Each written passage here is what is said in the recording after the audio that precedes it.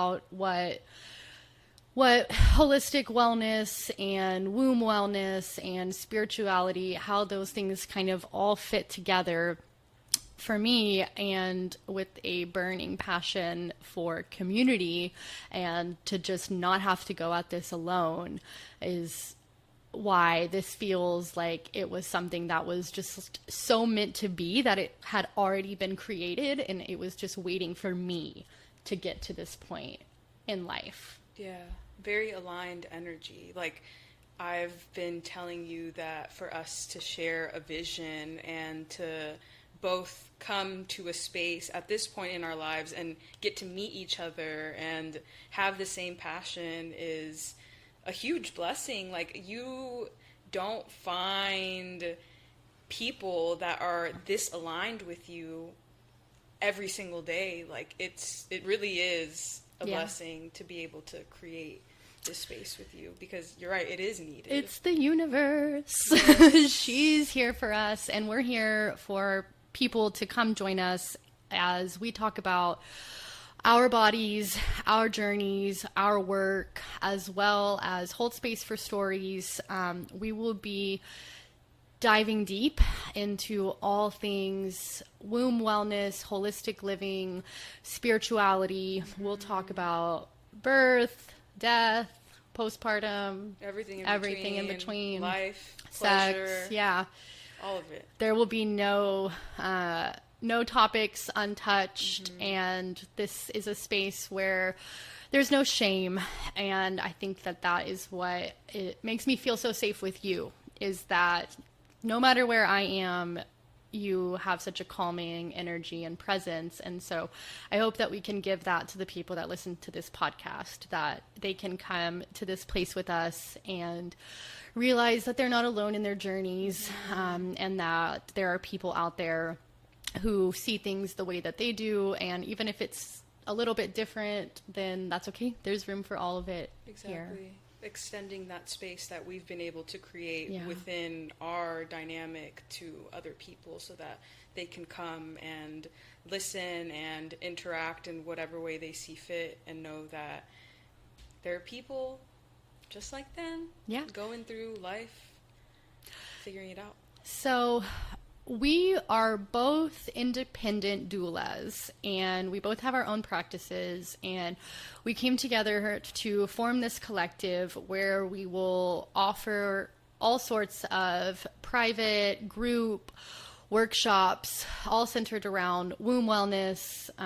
We are hosting monthly full moon gatherings, and we'll have some special events kind of sprinkled in there that'll be like a little bit more unique throughout the year. So definitely keep following us on Instagram for those updates. So let's see.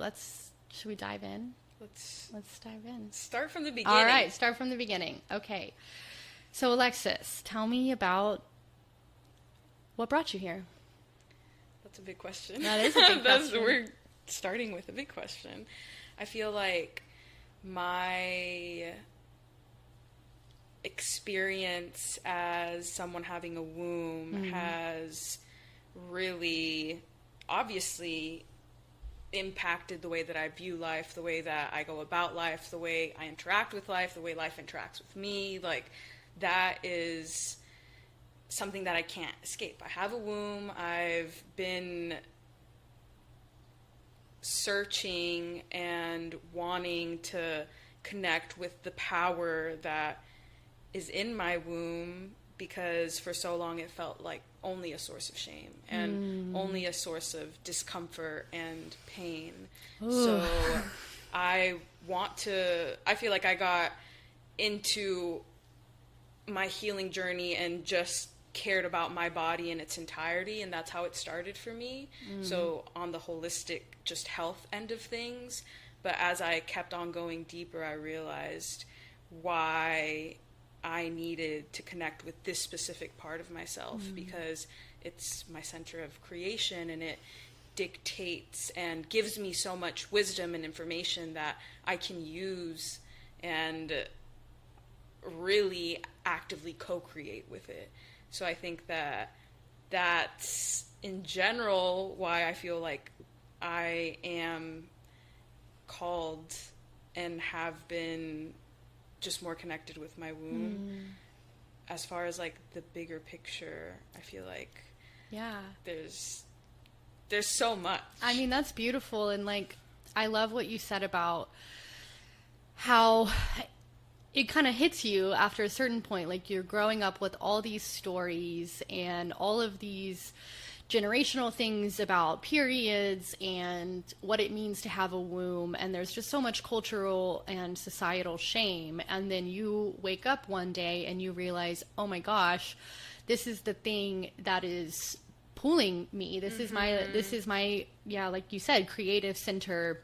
This is my guiding life force. And I think that anybody who has a womb has that opportunity, and that it isn't something that is defined just based off of how you identify with your gender either.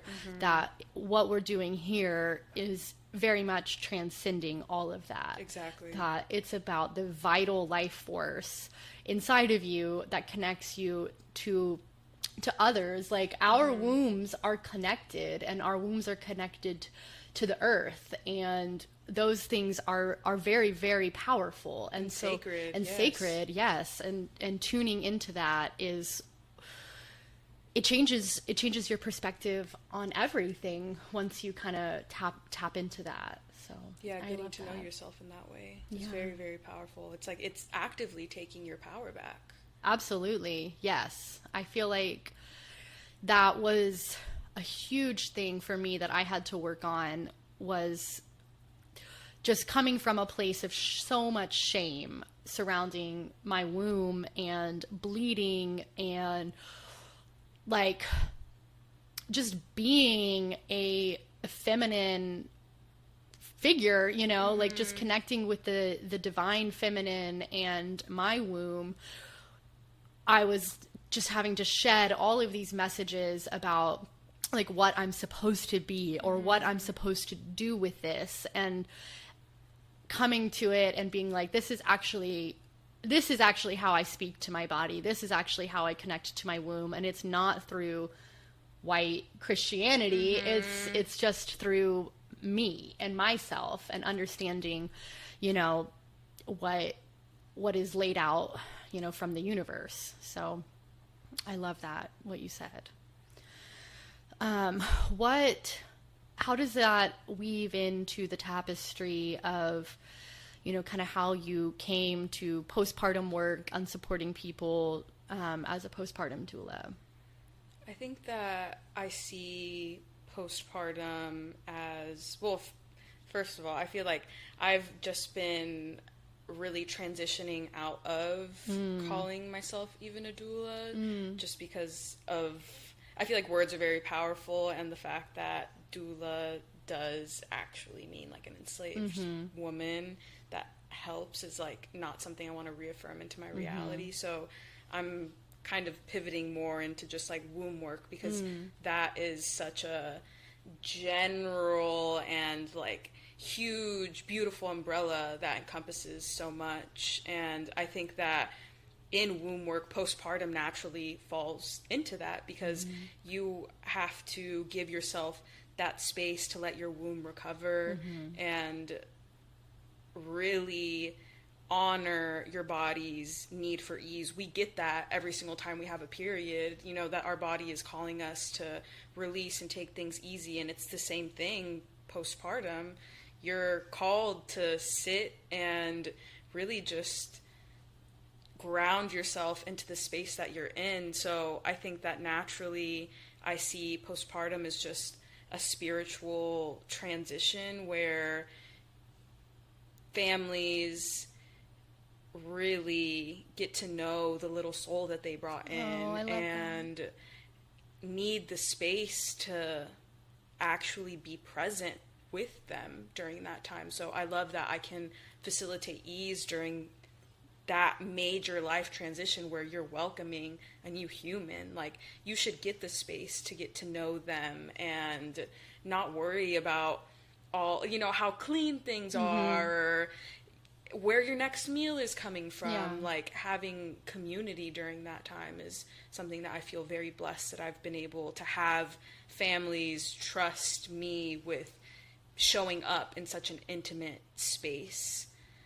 I feel like you are intimate space. Like you just resonate so much intimacy and calm and gentleness that like surely your grounded energy transfers to the bleeding wombs of the people that you're serving. And I completely resonate with what you're saying about transitioning from doula practice, because that's really what the work is about here. Exactly. It's about deconstructing not only those labels and titles that we are kind of socially ingrained in, because like there really hasn't been another word that kind of summarizes what we do for people. And the word doula is such a like kind of ubiquitous term, and people know what it means now. Yeah.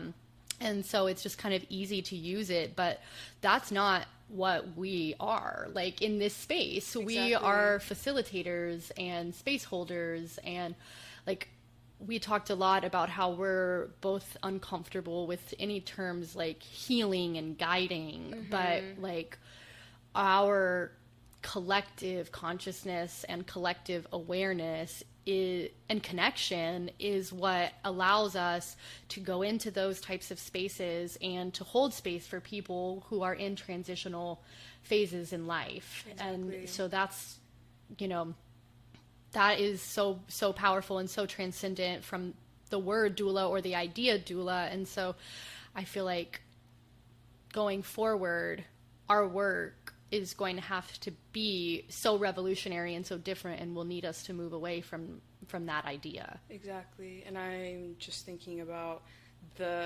all of the life transitions that take place and how that plays into your full spectrum. Like I focus specifically on postpartum, but you see just such a wide, like your scope is so different. Yeah, preconception to the end of life. And so that is anybody who might not even be here. I have space to hold for people through all life transition, and that's very much what my practice is centered around and based upon. And I came to that through years of deconstructive work that is still continuously ongoing.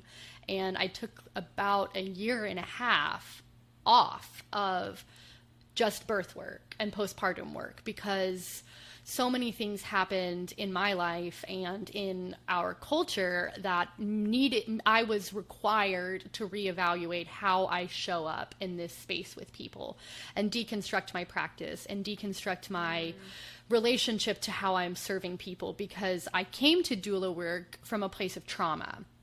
And when you come to this type of work from that place, you are not helping people. You are imposing what has happened to you, and you're trying to fix it through thinking that you can save other people. And I didn't even know that was how I showed up in people's spaces sometimes. And it doesn't mean that I was, that I did a bad job, but I realized, just how more was required from me. And also that burnout is very, very real in this line of work. And so it's really important to stay centered. And so that's why I think the work that we are doing together is so powerful, because it's so much easier to stay grounded when you have a touchstone. Yes, exactly. And just you saying like stay centered, I think of how I'm constantly having to remind myself that I literally cannot help anybody else before I help myself. And if I've definitely felt the burnout. I've been in those spaces where I'm like, at this point, I'm going to need a couple months off because like I literally physically, like my brain, I can't keep going. Like I'm giving too much of myself, because as in the work that we do, that's valued. Like our ability to give of ourselves in such a high capacity is valued. Absolutely. And that's why we're so like pivotal in people's transitions, but we have to make sure that it's coming from like an overflow, An abundance exactly. mindset, right? And no scarcity, and also that like you do your work, you know, so that way you hold space for other people to do their work, and you're not doing your work through them. Exactly. And so that's why this is such a revolutionary model, I think, and why we're both in this place together. So I want to hear like about your own journey with your womb. Tell me, unpack like a little bit about the transitions and the shame, and how how did you get from point A to now where you are now, you know? I think in childhood, I got a lot of messaging, and growing up Catholic, like you were talking about, white Christianity, like that's very much imposed in like the colonization of my people, and like that was the way that control was, just how shit was taken from us, like I recognize that my parents and my grandparents and everybody in my family, this is the way that things were done, and this is like a protective measure of keeping us in Catholicism because it gives us away, and XYZ. And a lot of that messaging for me growing up was very harmful, specifically with my sexuality, because I am queer. So I remember just being in church, like shaking my leg the entire time, like being very anxious, and just feeling like I feel bad being here, knowing that I'm not perfect, and that I'm, I have this little secret, and just that uneasiness that I felt for such a long time, that led me to seek love in a way from others that was very harmful, very like, it was essentially self-harm, because I was holding on to dynamics, people that didn't have my best intentions in mind, and I consistently just looked outside of myself for that love that I didn't know existed within me. And so tying that back into how I was raised, and like all the Catholicism of it all, Hispanic Catholicism, Mexican Catholicism is fucking crazy. I feel like it's just it's such a thing, like it's so present, it's like interweaved into our culture, and actively stepping outside of that and taking back my body and seeing myself for the goddess that I am, not having to look outside of myself for that, is like me reclaiming power, not only on my behalf, but like on my ancestors' behalf. And just like being in this work, connecting to my womb the way that feels natural and just powerful, like that is a part of healing that generational trauma. Absolutely. And making sure that I'm not going to perpetuate it, and I'm able to create space and hold space for others in a way that doesn't impose any of that harmful colonial bullshit. Yeah. This is actually a podcast about unpacking religion, Yes. because that is so similar from a different cultural background and a different perspective, but everything you said very much rang true to me as somebody who grew up in not Catholicism, but the Southern Baptist Church, which is I mean, I don't know what the research, like this actual statistics, you can Google it, but like the whitest, most colonial mindset of a religion, as well as just steeped in dripping in patriarchy and misogyny and homophobia. And I resonate really deeply with what you're saying, like sitting in church, being told that you are a sinner, that you are shameful, that this very, very thing at the core of your identity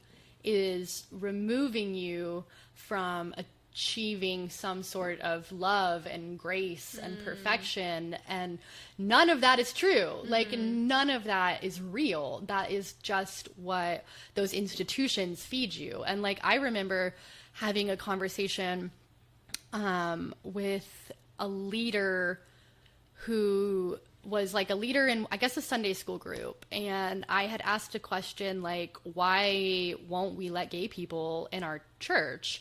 Like, why? I don't understand. I would think I was like 11 or 12 years old. Like, I don't understand how, if we're trying to like love people like Jesus, why we like quite literally will not allow that. And I was told, like, sat down privately after that Sunday school class and told, like, don't ask questions like that. Those questions, like, parents complained, kids told their parents, and I was told, like, later I got in trouble at Sunday school for that. And like, I think that, I mean, not all religion and Yeah, of course. not all people's experiences are the same, but when it is damaging, it does so much damage to the psyche and to the connection.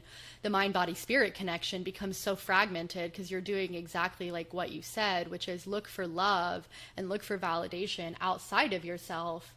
And for me, I don't know how it was for you, like in Catholicism, but purity and virginity and marriage and all of the heteronormative bullshit too was very much like just laid on so thick that like my first connection with my womb was like, number one, you're dirty and shameful for like having this because women caused the fall of creation, right? Yes, and that so story. you know, like this is your fault anyway, and your period is a punishment for original sin, basically. And childbirth is a punishment for original sin. It's supposed to be it's painful. supposed to be painful, Yes. and you deserve it. And then, you know, being told that like your virginity is the most sacred thing about you, and that made pleasure something that was unattainable and something that like I just couldn't. I could either feel shame when I felt it, or I just wasn't allowed to feel it. Yeah. So, man, tell me more about, did you have sex ed in church? Absolutely not. No. Okay. I feel like the most we got was at a confirmation retreat that we had to have, and the whole conversation was, boys are blue, girls are pink, don't make purple. Yeah, like, yes. That was the extent, and just like, don't do it. That's right. it. Like, don't do it. Abstinence only, very much education when it came to that. I think that in high school, like, specifically, I had like a Texas public school education, and sure. It was very like, it was a health class we got in middle school.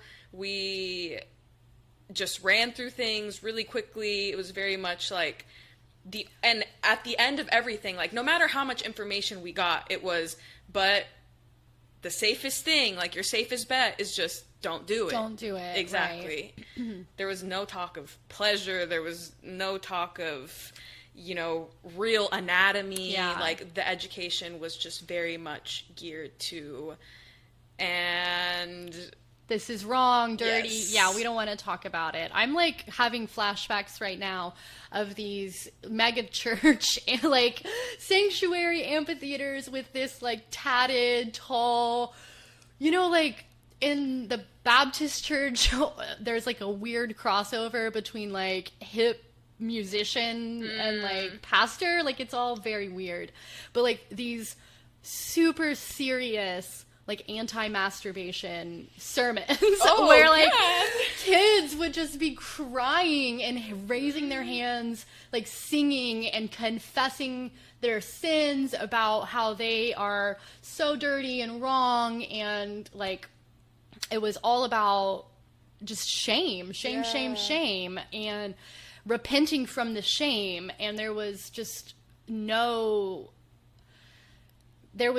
room for anything other than that. And so like, how did you deconstruct it? How did you move out of that? Because it takes a minute. I think that just coming to terms with my sexuality was such a big part in my journey. Like I had this knowing my entire life, and like very much was performative in my sexuality for everybody else. So because I am bisexual, I could pass off and just date guys and just keep on bringing guys home to my parents so that I never had to have that questioning of my sexuality.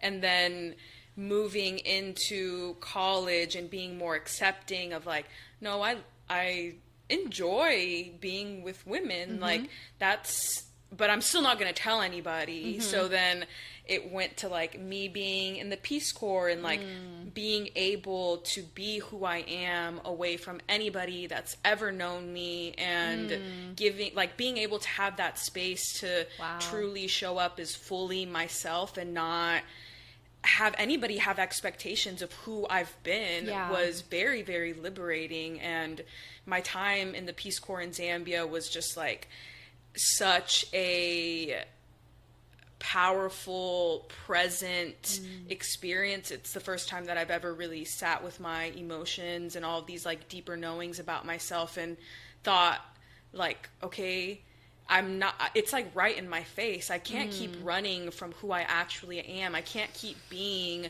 who other people want me to be. I have to truly show up as me. And guess what? When I do that, I'm getting so much affirmation and evidence of you are just a happy being that attracts good people. And being with all of like my host family in my village and like the teachers that I would teach with, like seeing how loved I could be by people that had no knowing of who I've been or all of the nuances of who I am, but just being purely loved and appreciated was like so healing for me during that time. And being able to then come back and having felt all that love and having felt all that connection with all of, you know, the people, the girls that I taught, the friends that I made while I was in the Peace Corps, coming back because of the pandemic and being so sad and like just in a very deep, deep depression. I think that's when I really had to sit with coming into myself fully, because it was doing me so much more harm and hurting me to be anything other than what I truly am. Yeah, I think that needs to just sit for a second, because that's so beautiful. You are love and you are peace, and that's so beautiful. Like I resonate with that so much, because this is going to be my like family members probably don't know this, but coming out episode here, because everything that you said I resonate with like just so personally, because I remember hearing the sermons, hearing the messages, and having the thoughts and feelings about like, I like women, I am attracted to women, but I'm also like attracted to boys and guys. Like guys liked me. It was like you said, it's easier to just go along with that. And being told from a very, very, very early age, you can't be gay. Like, and not only from a church perspective that said that you are a sinner who is removed from, you're an abomination, right? From that to my parents just being like, you're not gay. You're our pretty, like, blonde-haired, blue-eyed little princess. You have a gay cousin. We think your brother's gay. Like, no, there's just no space for that for you. You have to fit into this box, this image of what we want you to look like. And then it wasn't until I went to college where I was, like, similarly, like, nobody knew me. Nobody knew my story, and I had an opportunity to kind of reinvent myself, where I started having those same conversations with myself and thinking about it and realizing who I actually am. And then I got pregnant at 19 and with the love of my life, a partner who is irreplaceable and who has shown me so much devotion and protection and appreciation for my sexuality, and has let me come to this place of finally being able to confidently embrace my queerness without feeling shame. Like, there was always a level of like, hey, you can't actually like be a part of that. Like, you can't actually have that identity because like this isn't how you have put yourself out there for the last 25, 26 years. But then I'll tell like my friends and family, I'll be like, hey, like, just so you know, like, I'm bisexual. I've always been bisexual. They're like, oh yeah.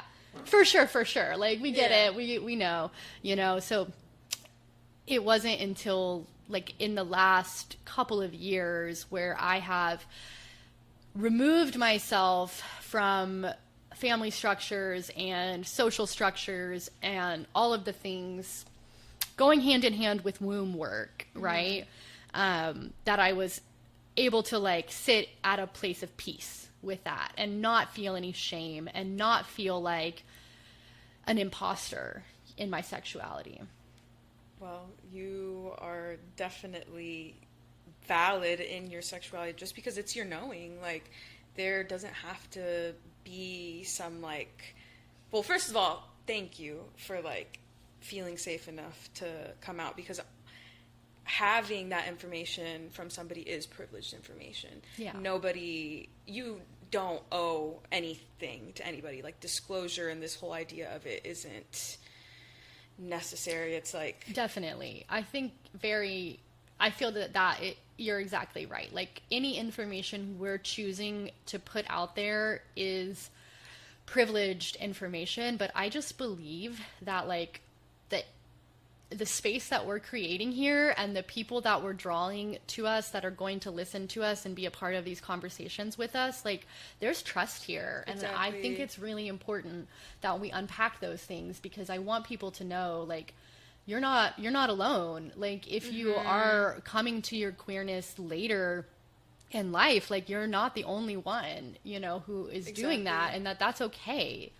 Yeah, it doesn't have to look a certain way. I think that, I mean, even for me, like, I was 24 when I came out to my parents. I'm 26 now, so I've only really fully been, like, very adamant and open about letting this be known about myself. And it took a lot of work to get to that space with my parents, to feel safe enough to let them in on my full, authentic truth of how I see the world, how I move throughout the world, and not have to hide that part of myself. And that was like super, super liberating, and just felt like, such a relief. Like, being able to have that safe space with my parents was like, if my parents love and accept this part of me, then that's a beautiful gift that I get to have, but also not everybody gets that. Sure. And I know that it is a privilege to have parents that are supportive of me, despite or in spite of whatever messaging they were even given, and what they were raised on. Exactly. Through embracing your truth, you are doing exactly what you said. You are healing your lineage. You're like giving that love to your ancestors and to Yeah. your family, and that's so beautiful. Well, yeah, because it works both ways. Absolutely. And even you, like, you have 3 little ones. Yeah. So you being able to shine your light in that way and just be so open and real and, yeah, this is what it is, gives them the space to do that. So it's beautiful how, like, I can see it with you so directly in how your little ones are getting to be raised. And it's like retroactive for me just because of I don't have little ones. Like, Yeah, I yeah. will one day, and I know that it'll be great. But Well,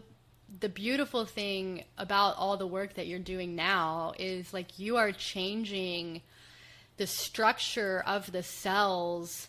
By healing your trauma, you're changing the structure of your cells that are present in your ovaries that are forming the basis of life for your future spirit children. Yes. Like that is so powerful. And I do feel like the work that I'm doing now is very much for my daughters, my son, and hopefully the future generations that come after me, because like we get to have such a different experience. Like nobody in my house is calling a period a curse. You know, my little boy who is 3, almost 4, he is like so funny and so excited when I start my period. Like he'll ask me about it. He's like, "How's your period? How's your period?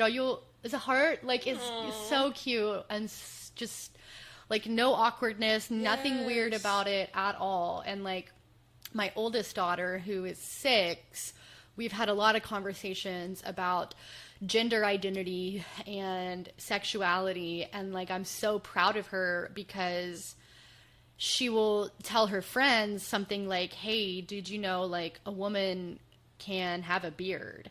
And like that's fine, you know, which is like so different than what I was raised in. Like if you're a girl, you look one way. Exactly. If you're a boy, you look this way. And Yeah. there's like no nuance. for gender or sexuality at all. But like I am trying to raise my kids with a lot of nuance, like so much to the point that their dad, it was, oh, Okay, Selena. She's making her presence known. good. She has something to say. No, my kid's dad was telling him like, "Hey, it's my job. Like, I'm trying to teach you right from wrong. Society's not always gonna do that for you, you know." And my daughter goes, "There is no right or wrong. There's no right or wrong way to do it." I'm like, "Yay! Yes, It worked!" But Question everything. exactly. That's the point. So Literally the point. And I think that's exactly what we're going to be doing Yes. in our time together Yes. and all of the conversations. Question everything. We'll talk about a lot here, and I think it's going to be a really amazing experience to get to unpack all of this with you, because I can't wait to hear more about your story. So I feel like for today, I think that this is a good Note to end a on. good place to end, Yeah. because we've covered a lot, and so Get a good idea of what we're going to be digging into, Talking to- uncovering, unearthing.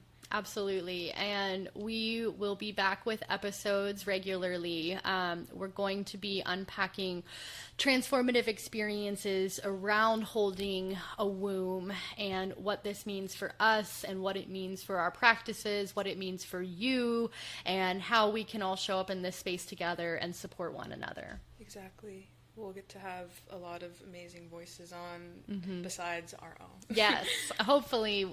So if you're interested in that, you can send us an email at info@chrysaliscollective.me. If you're interested in being on the podcast, we would love to connect with you. Yes, I'd love to share space. Thank you so much for listening and your time. Yeah.